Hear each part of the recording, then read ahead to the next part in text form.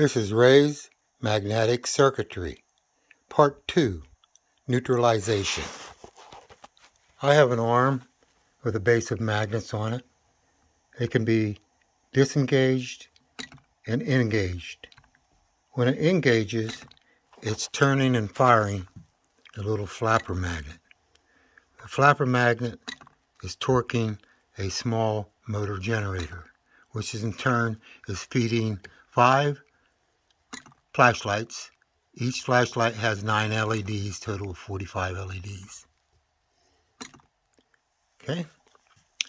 My goal is over unity research, over unity effects. So this is what this device is designed to do. Of course, you can make up your own mind. So my reasoning is, if I can disengage and engage with a very, very small amount of force compared to the flapper force, which is engaging and torquing the little generator, then I may have a case for over unity. First of all, I would like to measure the disengagement force. Let's do that. I have a little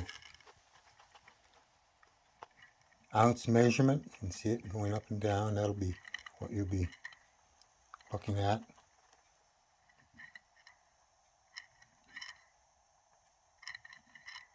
Okay. Put this in place, and we're going to disengage.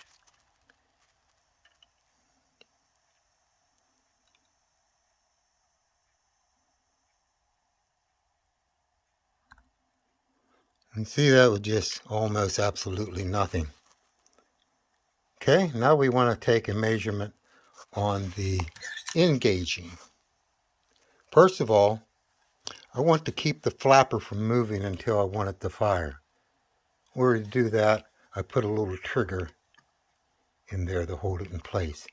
And then I can set it into fire and then fire it from there. Okay. Now we want to see the force it takes to reset, engage. So I have my ounce meter.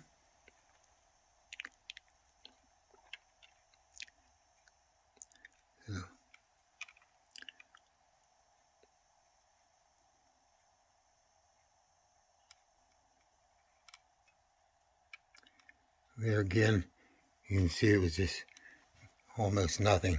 I don't think it even came up to the 0 line. So anyhow, very, very small engaging and disengaging.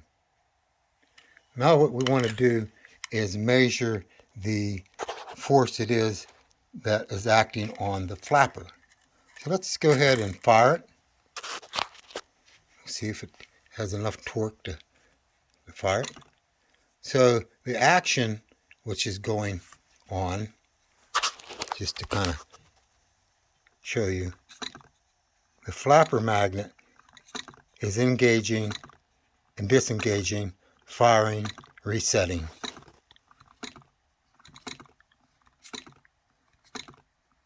So now we want to measure the force that the little generator is experiencing. So the generator itself is a 1/2 inch diameter. It's about a 22 to 1, 20 to 1 ratio. They're hard to find, but if you find something in that range. So the radius would be a 1/4 inch, and that's where the torque is being produced to generate the electricity to fire the LEDs.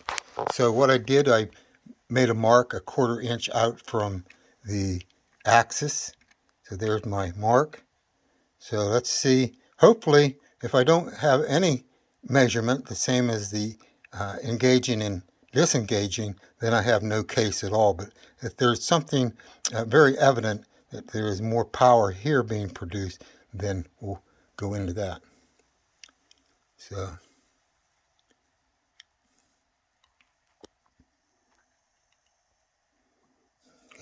put that in there.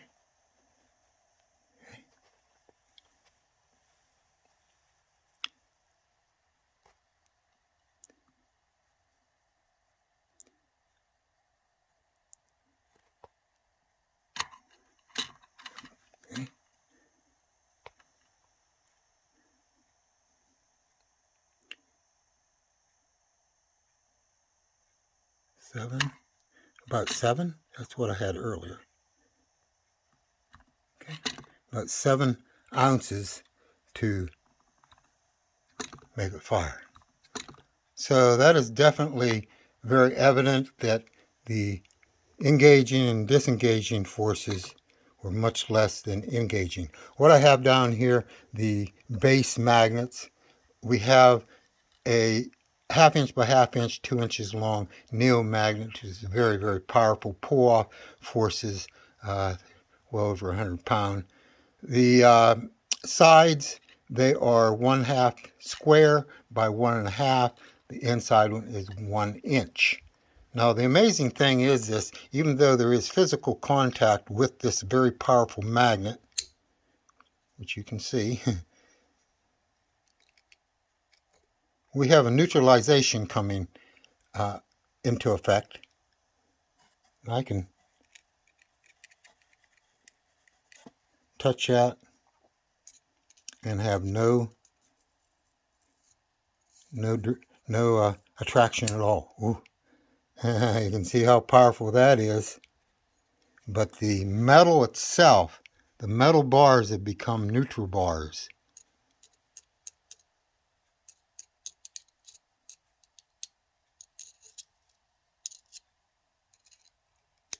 Ooh. Okay.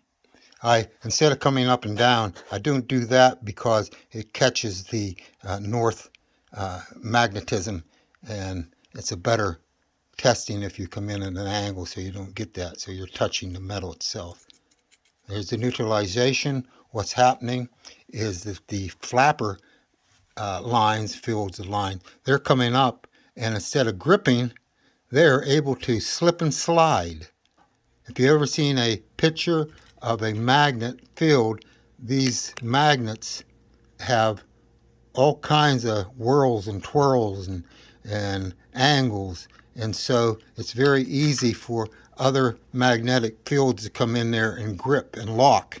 They'll be attracted, yes, but they're locking and they cannot disengage and engage. Where on this, because of the neutralization, it's suppressing those whirls and twirls. So you have what's left is more of a straight line here, fields, and the sides that have the whirls and twirls are suppressed from the neutralization. So you're able to have the field from the flapper still being attracted, but it can slip and slide out of position. Okay, we're going to go into doing some experiments you can do, making magnetic neutral lines. I had in mind when I did this is years of experience and just slowly putting things together, but for researchers and so forth, inventors. First one is a natural magnetic neutral line. When we have a bar magnet, this is a 1/2 inch by 1.5 inches, I'm going to keep it from moving around, and I'll take my little screwdriver, it's a metal screwdriver iron, and I can touch the center of that with no. There we have a lock-in. So we can see wherever there's a north and a south, in between the north and south, there is a neutral zone. No matter how you look at it, you have a north and a south. There is some kind of neutral zone in between. The next one, next example, I have a square bar, iron. I have 3 on each end, 1/8 by 1/2 neos. Very powerful. Again, they're locking the iron into itself. But you would think with all this force, those little magnets, I would just assume they're 10, 15, 20 pounds each. So 6 times that. So we're getting close to 70, 80 pounds of forces. And yet, just fractions of an inch away, we have a neutralization going on in the metal. And that's because we separated the north and the south. Between the north and the south, there is always a neutral zone.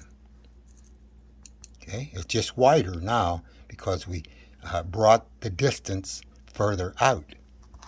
Next example, we have an iron bar with 3 magnets in top and bottom.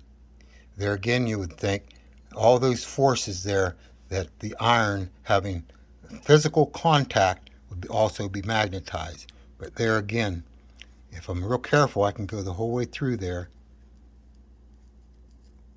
with no magnetism. Okay? So the last example is the one I'm using for my device, my over unity device. And I'll put that differently.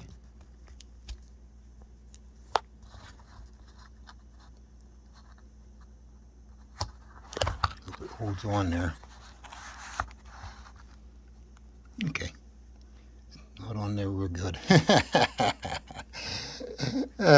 So anyhow, we have that bumped up against there. There's a north and a south up in top and bottom. So whenever there's a north and a south, there's somewhere existing a neutral zone. So it's coming out to the side. You can see the north and south. And when they're together, they make a neutral zone. Okay. I don't want to do too much of this one. I think it's ready to flop over. Usually I glue them together. Okay, so that's where this neutralization is taking place. I have them so they're between the north and the south, and wherever there's a north and a south, there is a neutral zone. Okay, so I want to show you my diagram, and if you'd like to go through the experiments, I think you'd really enjoy those. If you want to make these up, I have a slot here you can raise and lower. On the lower deck, we have a slot that comes in and out, and the little wheel, I have a little wheel on there that rides on the base of the magnets to help. Okay? Engage, disengage, engage, disengage. Very, very little power to engage and disengage, and yet we had close to a half a pound, 7 ounces or so. So I hope you enjoyed this. If you'd like to visit my Buy Me a Coffee, I do appreciate. And until next time, happy inventing and take care.